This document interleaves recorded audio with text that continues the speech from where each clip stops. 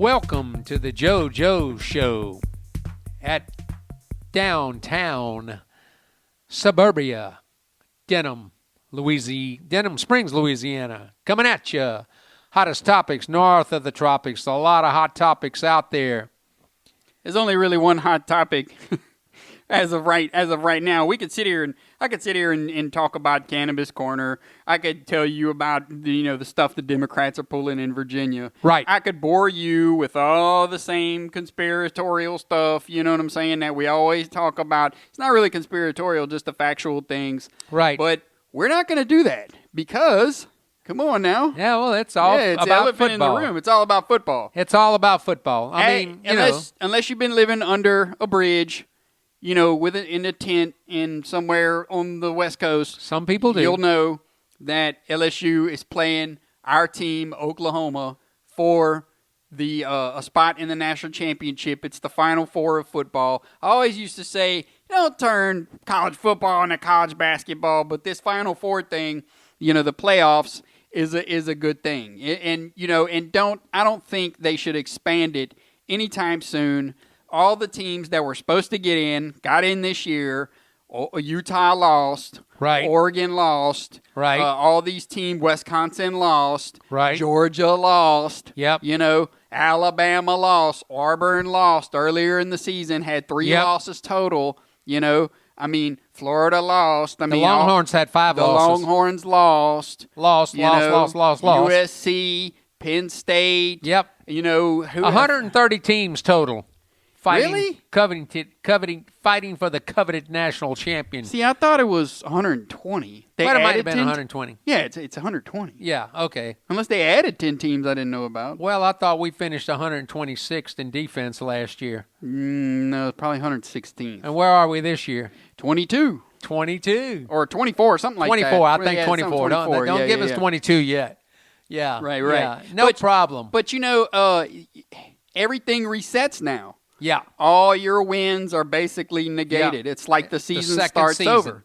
The season starts over. Right. See, we've been here for the last 3 years. Yeah. Not taking anything away from LSU and their program. They haven't. Clemson's been here the last 3 years. Right. Actually, 4 years. Or was it 5 now for Clemson? No, it's 4 for Clemson. I think it's 5 for Clemson. Yeah, it is 5 for Clemson. Yeah. Okay, and then Ohio State, who had won the whole shebang back in the inception of the playoff in 2014, they're now making their return. So, those kids on that team, they haven't been there, to remember, like when Zeke Elliott, and everybody remembers the Alabama Ohio State game in 2014, the playoff game. That was a playoff game. Ohio State still had to play one more game, if you remember that. Right. Which they beat Oregon handedly. Oregon looked good in the first half, but Ohio State pulled away from them later on. So, so Clemson, Oklahoma now, that's 3 years in a row. These Oklahoma players, half of them for sure. CeeDee Lamb. Right. K9, Murray, Right. A bunch, which this is Creed Humphrey's Gallimore. second. Yeah, Gallimore. They've been there 3 years. You don't think for 2 seconds them boys are hungry? Motley. Yeah, Motley. Yeah. I know. You don't think for 2 seconds them guys are hungry and want to do it, and really want this as bad or even worse than your team? You're sadly mistaken. Well, that's a good segue into it. It is all about the CFP. Look at number 1 versus number 4. Number 1 LSU, deservingly, versus number 4 Oklahoma, who got in, like Little Joe said, when Utah lost and Oklahoma beat Baylor. No, wait, hold up. It erased all doubt of the controversy. Right. We won our way into the CFP. Right. I heard that numbnuts David Pollock on ESECPN talking about, he said something like that to that effect because Georgia was sitting at number 5. He didn't say it. He didn't come out and say it, but he was basically hinting to the fact that, Georgia should have gotten over Oklahoma, even though they just got shellacked by LSU. And they have no offense, and they lost at home to an unranked team. Those guys say what they want to say when they want to say it, whatever lets them do it. But then you have number 2, Ohio State, Yes. versus Yeah. number 3, Clemson. And that Right. game is going to be in Phoenix, right? Right, Arizona. Right. So the first game is at 3 o'clock, that December 28th, correct? Yes. We have the that's early at game. Atlanta. Right, we have the early That's game. where LSU just won the SEC championship Right. a week ago against Georgia. Demolished Well, Georgia. I'll tell you, and I've heard the talk from a lot of Tiger fans that thinking that Georgia is about the speed of Oklahoma. You're wrong. We ain't Georgia. We're better No. than Georgia. Georgia ain't got no offense. You go look Right. up NCAA stats right now. Pick up your phone. Hold up. Pick up your phone. Go to your search engine. Look up NCAA football statistics. Okay. Are you there? yeah. All right.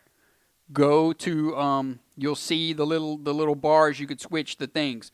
It's The Cats. not player statistics. Go look at team statistics. It's right there in front of you. You should see it. Okay. Now look. That's fine. That's fine. The Cat is Now look readjusting at the total props. offense. Look at total offense. All right. What do you see? LSU just got into the first spot. That's okay? it. And look at the yardage difference between LSU and Oklahoma. I think There it's is half a none. yard. There is none. It's 0.2 yards or something Yeah, like that. yeah. You know, there is none. So we ain't Georgia. Another thing I wanted to tell you, if you really want to rack your brain, it's not really racking your brain, but these are the facts. You can't slice the facts either which way. All I've heard all year, LSU's got the tougher schedule. Alabama don't play nobody. Clemson don't play nobody. LSU got the tougher schedule. Hey, you're right. You are right. LSU's strength of schedule shook out at number 10, I believe. Auburn had the number 2 strength of schedule. I think South Carolina actually had the number 1. Right. That was going in before the season started. Well, South I know, Carolina but was going to be the toughest. Strength of schedule is all about who you beat, who they beat, who you play. Who you play. It's a mathematical thing. Okay. Right. LSU finished with a tougher schedule than Alabama, Clemson, and Ohio State. Okay. The only team that got close to LSU in strength of schedule Was? coming in at number 13. LSU's got number 10 strength of schedule nationwide.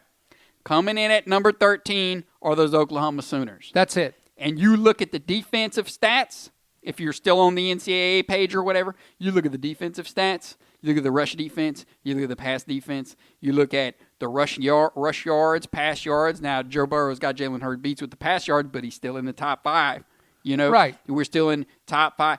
I'm telling you, Oklahoma and LSU are evenly matched. Let me tell you what. I think there was a talk. The committee got it right. The committee got it right. There's, and then there's talk that 18 playoff is not so far behind. That'd be great. I mean, you're going to have 8 teams in the future. Then you're going to have that old argument, number 9, number 10. What about 11? Stuff like that. You already have a playoff system, so to speak. You have rivalry week.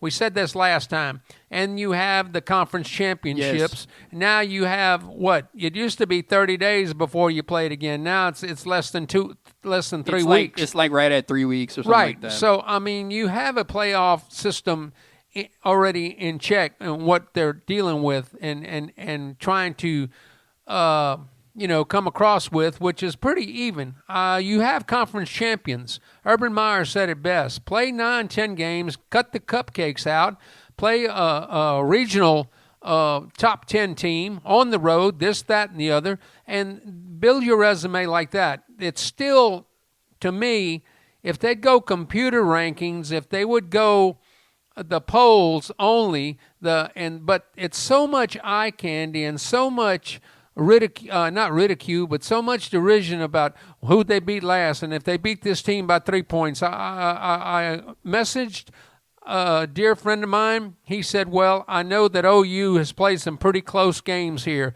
and LSU's been blowing everybody out.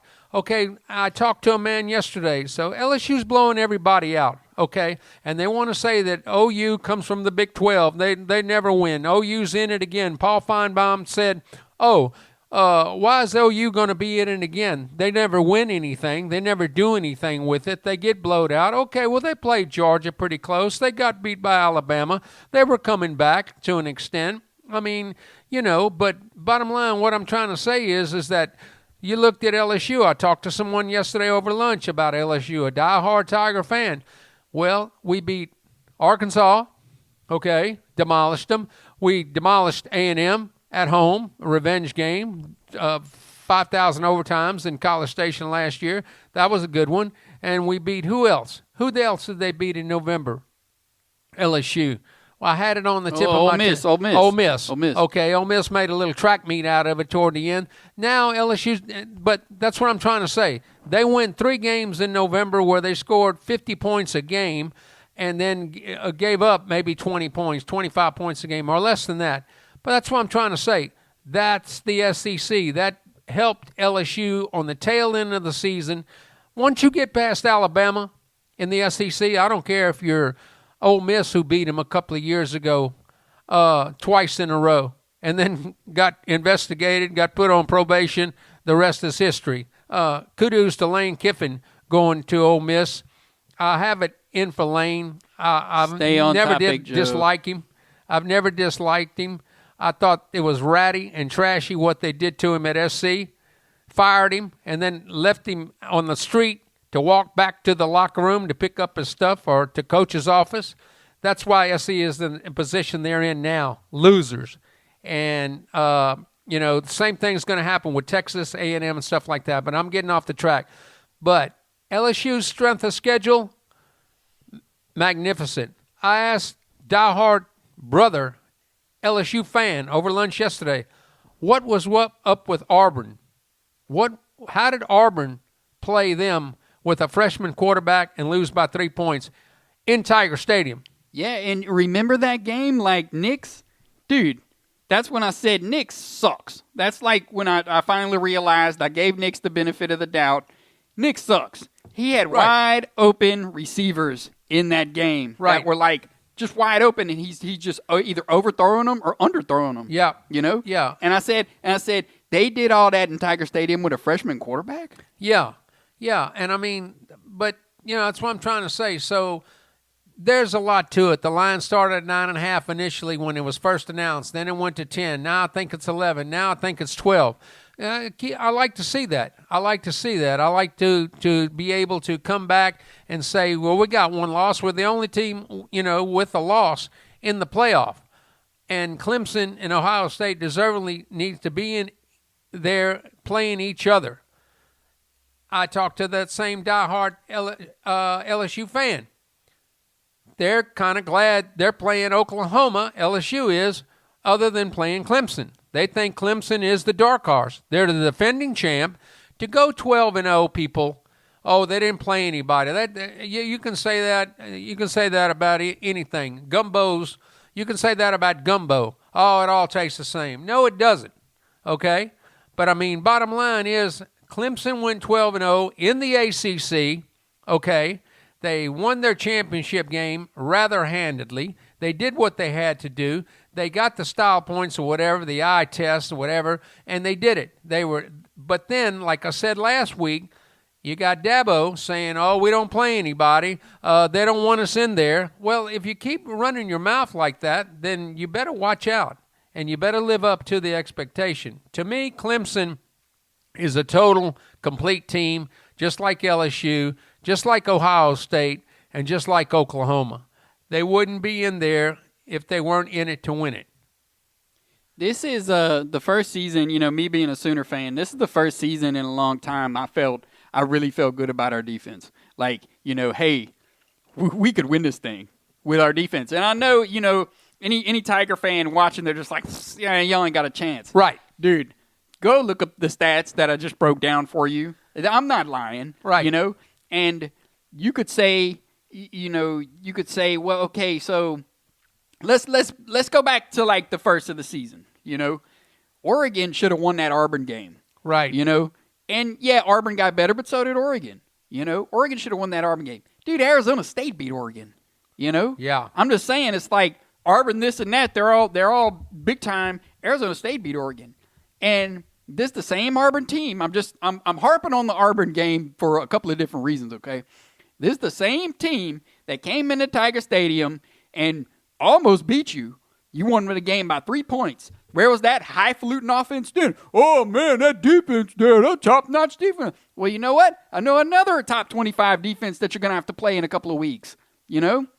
Right. So all I'm saying is that, you know, y'all thinking y'all just going to coast in there and beat Oklahoma like you did Georgia. No, you're not. Because there's a quarterback on the other end that's going to be getting the ball snapped to him that ain't never lost to LSU as a starter. You know? Really, I mean, you're looking at all the intangible. Let's the apples, oranges, checkers, dominoes. I mean, look at all of it. White, black, day, night. Look at all the intangibles that go into it. The Heisman jinx. The Oklahoma plays against high-powered offenses all the time, weekend. All the time. Every weekend in the Big 12. Everybody knows it. Look at all the quarterbacks in the pros. Texas Tech, Baylor, Oklahoma Texas, State. Oklahoma State.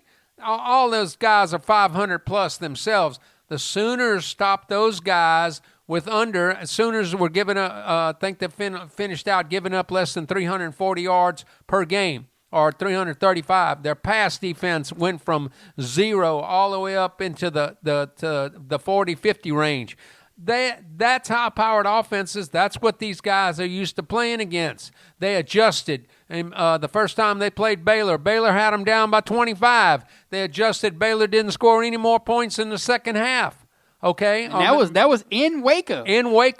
With game day there in front of God and everybody on national televised. Right, but that was a television. close game. I understand. Look at what happened in Arlington this past weekend. The weekend before, this past 2 weekends ago. Can I say it right? They had to go to overtime. But look what they did in overtime. They had it at the 25. Baylor did 4 straight sacks. Minus 30 yards. Fourth and 40. Fourth and 30. The defense rose to the occasion. I'm just saying, LSU's a tough matchup. Don't get me wrong. We'll break down matchups probably next week, or we can do it now. They are a tough matchup. I talked to diehard LSU fan. I've talked to other LSU fans.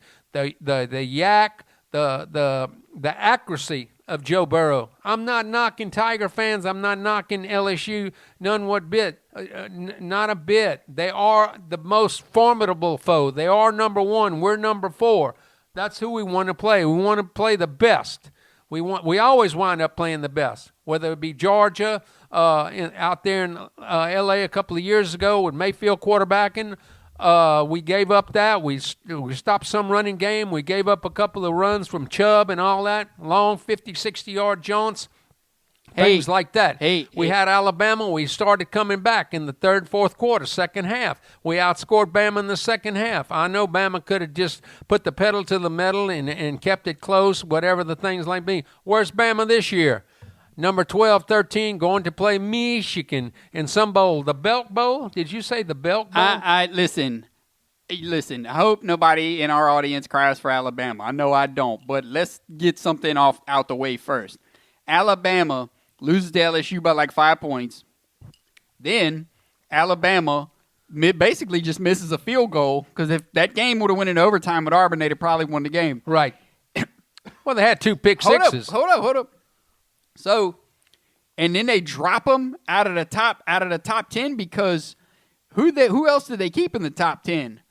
Oh, Rudy Poot, Georgia, who just got shellacked and annihilated by LSU, and then they lost at home to an unranked South Carolina team that's not even going to a bowl game. Really? I don't like the Kirby's not so smarts. I think they are been overrated. I thought a lot of the AP poll that came out, it was still top heavy with SEC teams, with Florida in there, Georgia, Auburn right there, Alabama down below. I mean, that's just my opinion on that part there. Here's the thing. You know, and you know, everybody knows where I'm going with this. If you're not throwing stuff at the TV right now, you're about to throw something at the TV, okay? Or the computer screen or whatever, or your phone, you're going to throw it against the wall. They put the SEC up there because it's a big conspiracy to keep SEC at the top of the food chain because ESPN has the deal with SEC, with the SEC conference. The playoffs are broadcast on ESPN, so they want an SEC team to win it all. So next year they go back and they put all these SEC teams in the top 10. You know it's going to happen unless they all lose, which Right. happened a few years ago. Right. You know, all the main teams losing. You know, so that's the whole preseason rankings and who's number one and stuff like that. Really and truthfully, at this point in the game, now that we have a playoff, needs to be done away with. Right, early in the season. I mean, you know, once they start the playoff and stuff like that, a lot of people have said that. I thought that all these teams were overrated and overranked from at the start of the season. Phil Steele had Utah in the top 10. That kind of prevailed. He had Oklahoma. He had Michigan in the top 10 with Ohio State and all that stuff. I mean, it's just a prognostication of situations that it comes on paper, it comes through the summer, and then when the season starts, they got them all ranked so you can watch them on TV. Number 1 versus number 2, number 4 versus number 10, number 8 number versus 13. Come on, man. I tell you who Phil Steele had, and he's high on, and so am I, because I think he's a great coach. I think he's done a tremendous year. To me, he should get Coach of the Year. He lost 2 games only to the same team, and that's Matt Rule at the Baylor Bears. There you go. Dude, Baylor came from like nothing and sanctions at the 18, end of the Art 17 Browse and 18. era with all those Title VIs or whatever with those sexual assaults. You know what I'm saying? Like Baylor, has done a complete 180. Right. Right. I'm actually kind of like, well, at least we play them at home next year, Right. I mean, because they're just going to get stronger. But you got to think at the same time, who wants to go spend 4 years in Waco? Yeah. Dude, Waco's worse than Victoria. Any of our listening audience that know where that's at. Waco's worse than Victoria. There's nothing to do. I'd actually rather be in Victoria than Waco. There you go. I mean, at least the Whataburger stays open past midnight in Victoria. All right, well, look, I want to get back to Clemson real quick. Right. This whole number 1, number 4 matchup, does the, I heard, whatchamacallit, who's the linebacker, former Miami linebacker, played for the Saints? That's Vilma. I like his commentary. I like his take on things. They asked him, because they were talking about the number 1 seed has never won the playoffs. Even whether it's Alabama, Clemson, whoever it was that was ever the number 1 seed know that. has never won the national championship. Okay? Wow. And they asked Vilma, is this the year that the jinx ends of the number 1 seed? He looked at him like stern face. He said, no. Wow. This is well, not let me the tell year. you what. Wait. Go ahead. 2 years ago, Alabama shouldn't have got in. And I was one of those guys like, man, they shouldn't have let Alabama in. They should have put Ohio State in that year, 2017 Right. I'm talking about. Right. But then number 4, the 4-seeded Alabama goes and whoops Clemson. I mean, just whooped them, Right. And then there was like, well, it's like, that's why I was kind of scared of them putting Alabama again. I was like, boy, you better hope they don't win that thing. Yeah. But anyway, so, there was a number 4 seed beating a number 1 team, a team that, nobody felt like should have got in. There they were, beating them, So, I mean, this is not, once you get into the playoffs, these teams change. The dynamics change. You're going to see different plays out the playbook. And I'm not saying LSU ain't going to come with some stuff you ain't never seen. But you are, you as a Tiger fan or whatever aren't just going to coast into these games and just shellac all these teams on your way to the national championship or even win the national championship in a blowout fashion. It's not going to happen, So get ready for some serious highs and lows during these games. Yeah, man. Because it's going to be a wild ride. It always is. One last thing, and then I'll let Joe have the floor. Oklahoma Sooners put up 52. Yes, we went in overtime with Georgia. Put up 52 on Georgia. 52. Okay, so let's say 49 because one of them was the defensive touchdown against Georgia. Last year we put up 34 against Alabama. SEC's best team, best defense in the SEC. 24 in the second half. Yeah, put up 34 points. Be looking for this year's Oklahoma team to do pretty much the same thing. Score a bunch of points. I'm not saying, LSU, if LSU's going to beat Oklahoma, they're going to have to outscore them. Right. And I think that's what everybody's looking for. LSU is a formidable team. Some people say, I talked to some people say that Joe Burrow is the best recruit that LSU's ever had. I've talked to some people, this is the most complete team that LSU's had in years. I mean, Orgeron, coach of the year, has done everything, pushed all the right buttons, got a defensive coordinator 4 years ago, got this kid, 29-year-old kid from the Saints, an offensive guru, teaming up there with Ensminger, the old man up there, and just creating havoc for defenses. If you don't get to Joe Burrow, you're not doing your job defensively, because he's going to pick you apart, whether it's with number 1, number 2, number 6, I believe, even Randy Moss's son, and then the kid out of the backfield, Hilaire. I mean, that's a dynamic threat right there, because he rushed for 1,200 yards, and he is hard to tackle. I was watching LSU Texas last night because they had that on ESPNU, and then I woke up in the second half of LSU and Alabama. LSU's still putting the pedal down on the Crimson Tide. But in that Texas game, I saw Texas sack Burrow at least once or twice, but when it got tough, he got that score. Now, grant you, poor tackling right there when it was 3rd and 18, the play of the first half of the season, is when the kid caught the ball and ran straight to the end zone. Burrow is so accurate with his throws, and he's not scared. He's deserving of the Heisman. He's deserving of the Davy O'Brien, which he won tonight on the awards presentation. He's the Maxwell or whatever. He is so accurate, he's going to break Colt McCoy's accuracy record if you want to keep up with the stats, and I know you are Tiger fans, but he hasn't had a bad game. He had a tough game against Auburn. I believe there was a couple of drop passes against Auburn. Those are the intangibles. That's what little Joe is saying. I'm not saying LSU's not going to win.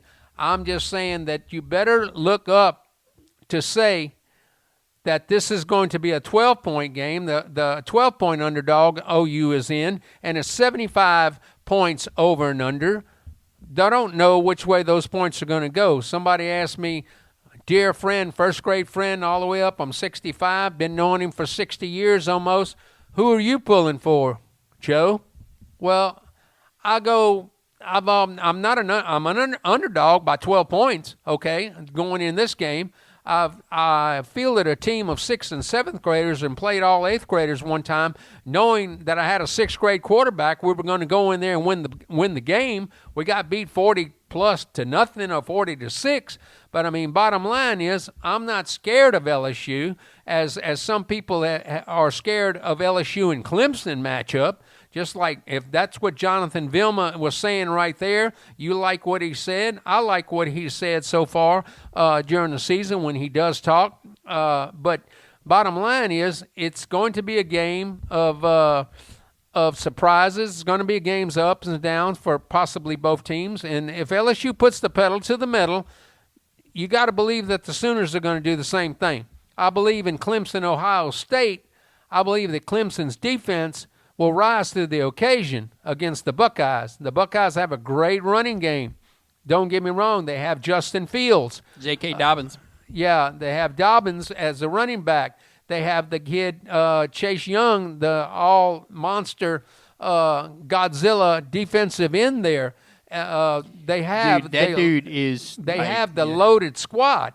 But I can't name one or two people on Clemson's offensive unit, the quarterback and the running back, because the running back is from Louisiana, Etienne. Yeah, Etienne. And then on the defensive side, they had a whole front four defense that went pro, a year or two ago when they won it all again. Yeah. I can't name you one person, but I do know this. They have Brent Venables as defensive coordinator, who was at Oklahoma with Bob Stoops, and then Bob kicked him out because he had to give Mike a job, which is the biggest mistake he ever did. Yeah, I know, but I don't know what Venables was doing wrong or if the recruiting well was running dry or whatever, but that 2011 season when we lost to Baylor right there at the end,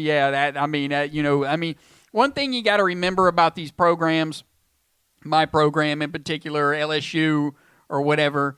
Now, I mean, you're top 10, you're top 25. It's all about the playoffs now. Yeah. And if you ain't making it to the playoffs, screw the bowl game. Screw the little other bowl games. I'm sorry. Like, these top-tier teams, the Alabama, the Notre Dame, the Florida. Right. It's all about the playoffs. And really and truthfully, for their fan base and the homers, if you ain't making the playoffs, then what do we need to do? What do we need to do to make? They're making the playoffs. They made the playoffs 3 years in a row. What do we need to do? Let's make a coaching change. Right? Hey, well, we can't fire him. You get rid of the coordinators. Texas just did the same thing. Did they not? Right when the season ended, 7-5. Herman and Ellinger said that you couldn't believe that we were going to be. No, Herman says we're okay. Okay, that's all he said. All right, then he fired the defensive coordinator and the offensive coordinator. You got to start pinning the blame somewhere. You're not going anywhere, all the millions they're paying you. Then Ellinger, the quarterback, he said this, that if you would have told me that we were 7-5 and we were going to a bowl game 3 years ago, then you wouldn't be surprised. You would be surprised where we're at now. At 7-5, that's the complacency of it. Just like at A&M. For Jimbo Fisher to come over here and get sloshed and destroyed by LSU and getting $7.5 million a year, what has he got to lose? What has he got? You think you're going to buy him out in his third year? You think you're going to buy him out? Aggie fans are going to buy him out? No. What I heard today, that Kellen Mond is going to be the quarterback of the year next year, might win the Heisman. I'll never believe that. And A&M is going to be a whole lot better. That's A&M. That's what you have to do. Like he said, Little Joe said, if you're not, LSU's been in the rarefied air. Oklahoma's been up there. Ohio State's been up there. Well, Oklahoma hadn't been up there. Oklahoma just got to the top four right at the tail end of the season at the right time. But you had Ohio State and Clemson, LSU, who was in there, Alabama and Georgia, all at the top five. And the Sooners were always either number 6, number 8, number 9, and it just worked out that way with the way the situations and the way the conference championships went about. So you can't overlook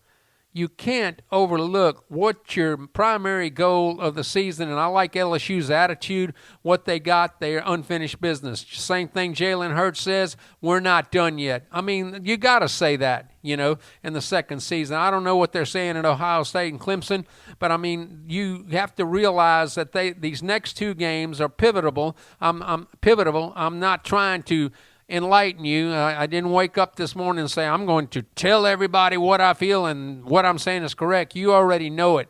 You got to win this next game to advance. I don't know the intangibles of all the jinxes and all the stuff. They still have to play the games, and I believe that each team has a good chance. What do you think that Clemson and Ohio State line is, the spread? I don't know. We'll break it down all next week. Look. It's a call to action. It's a call to arms. Anybody watching this show, I want you to comment below, text message Joe, text message me if you have my number. That's if you have my number, which you probably don't. Text message Joe. Is your phone working? Get on his Facebook. Comment below in the comments section. If you're watching this right now and you think we're full of BS or we have a leg to stand on or you just want to get up here and talk about these games coming up, LSU's chances, what the score is going to be. We're going to revisit a couple of things here. I want, who was it? Gary and Slaughter, Gary and Baton Rouge. Yeah. I want the Bugman. Bugman. Yeah, let's and bug who the else? Bugman. And Buddha. Big and Steve. Buddha. Yeah, and anybody else that wants to comment and be on our next show. Aaron wants to be in. Oh, that's fine. Hey, the more the merrier. Yeah. We'll sit here and do a whole 45 minutes to an hour, getting everybody. Maybe we could get somebody from Victoria. Yeah. Yeah. I'm just saying. The Big O. It's like now is the time. The season is basically behind us. It's a whole new season, and I want to hear your take on it. You've watched the show. You've watched the games. Do you look at the stats and everything? A great season for Joe Burrow. Again, not knocking Joe. Great season. He had 6 interceptions. Hurts had 7. Joe didn't have as many fumbles as Jalen Hurts. Joe's not running the ball. Right. Jalen Hurts ran for nearly 1,300 yards. I mean, that's going to happen. But the other day against Baylor, I don't know if you guys saw it. He wasn't just the team leading rusher. He was one of the nation's leading Right, as a quarterback.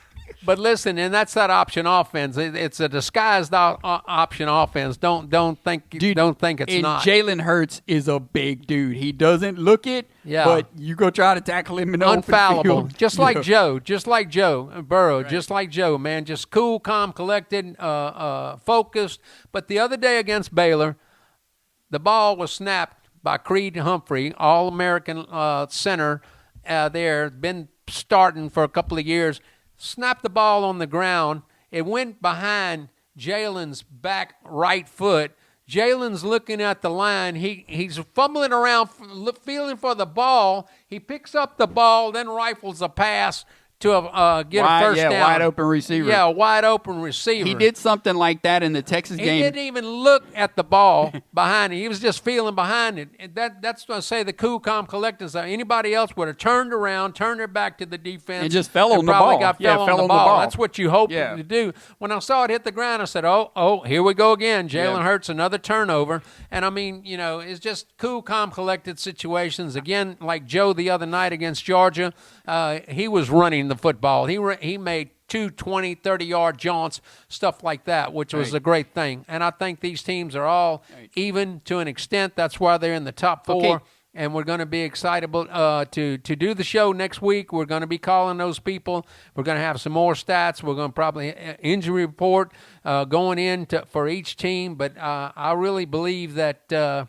semifinals are going to be a telltale who gets in the championship naturally, but don't be surprised if your team is not in it. Okay, everybody that's known, that's watched our show all, since we started the football talk. This is show 41. Knows, it's like 39, I'm telling you. But anyway, so knows that I was high on Joe Burrow. Coming into the season, I was high on Joe Burrow. Right. I wasn't getting high with Joe Burrow. I was high on Joe Burrow. Yeah, Don't get the two confused.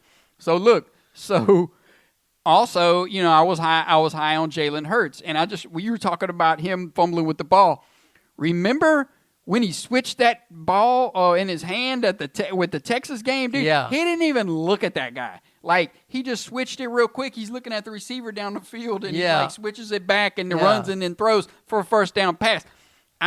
When I saw that, I was like, dude, I rewound it right there in real time. I was like, dude, did that just happen? Yeah, yeah. I mean, it's amazing. It's just cool, calm, collecting. Listen, bro, next week we're going to break down each team's game and how they fared. Each team's games of the season, how they fared, the close calls or the loss for us, the teams they played, the yards they put up, how they fared in those games. We're going to do probably just LSU and Oklahoma. Right. I don't see myself. We get touch on a little Clemson and Ohio State. We'll have a little bit more. We're running out of time today, but we'll have a little bit more together, more stats next week, and then we'll do another show right before the big game, and then that's it. And we have something really special for you around the time of probably maybe a day or two or after the game. Next couple of shows, but it'll be after the game. Right. We have a really special episode for you then. Great. Listen, I just want to give those shout-outs to that jarhead over there in Japan, Heath Mendoza, Lance Corporal. Thanks for keeping us safe. Kane Taylor, butter that toast up there. Stay warm. I know they had a big cold spell come through there. Hope everything's okay on your end. I'd like to shout out from the family from California to Florida, Texas, Kansas. Hope y'all are in Nebraska, soon to be Arkansas. Who else am I missing? People in Texas, a lot of people, family. Happy holidays, the best of be safe. Fill those trees for those little ones with all those gifts. Oppose 5G. Support your local college radio station, There you go. Hey, how's that going? Oh, it's going good. Alabama's not in it. Yay! Yeah. Yay! Yeah. Thanks for LSU. Thanks for beating Georgia, LSU. too. Thank you, Auburn. Thank you, LSU. Like, for real. I mean, dude, I'm almost...